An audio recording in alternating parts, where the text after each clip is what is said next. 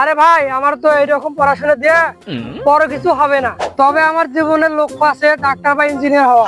আর আমার মন বলতেছে আমি হতেও পারবো।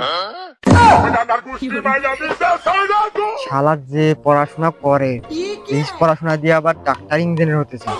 আচ্ছা ভাই, আপনি তো এসে ভালো চাকরি আর ডিজার্ভ করে, এত ছোট চাকরি কেমনে আপনি আশা করলেন? হ্যাঁ ভাই আমিও জানি এইটুকু পড়াশোনা দিয়ে আরো বড় কিছু ডিজার্ভ করি, কিন্তু ভাই মানুষের লক্ষ্য তো একটাই থাকে। তাহলে ভাই আপনি এরকম পড়াশোনা চালিয়ে যান, আর বড় হয়ে আপনি একটা হুয়া মারা খাইতে চলতেছেন, তাহলে ভাই আপনি থাকেন, আমি চলে গেলাম।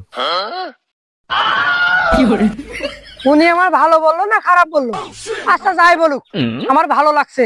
আচ্ছা ভাই ঠিক আছে।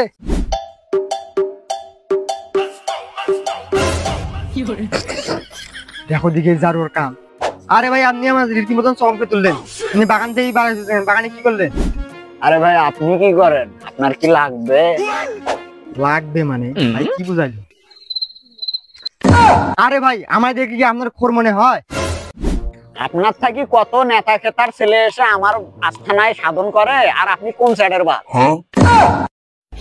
দূর ভাই, আমি একজন সাংবাদিক লোক, আর আমি যদি এইসব খাই তাহলে আমার চাকরিতে রাখবে, লাথি মেরে খেদাই দিবে। তো আপনি সিপিআই সাফাই বাগানে কি করেন?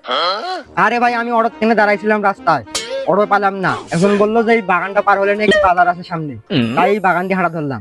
ও আচ্ছা বুঝলাম। তাহলে ভাই আপনার সাথে দুটো কথা বলি, আপনার নামটা কি জানতে পারি? হ্যাঁ অবশ্যই, জয়নাল। ইশারাই করি ঢাল, নাম আমার তামুক জয়নাল।